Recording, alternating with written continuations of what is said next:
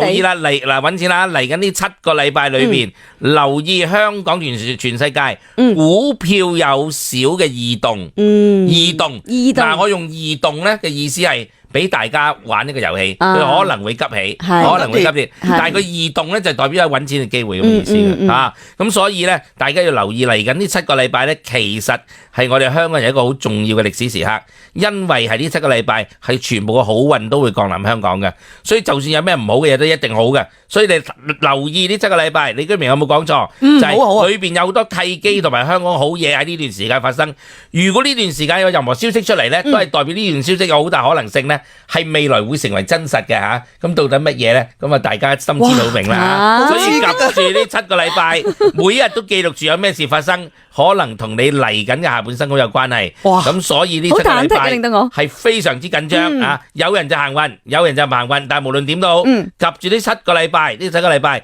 係香港未來嘅歷史嘅轉捩點。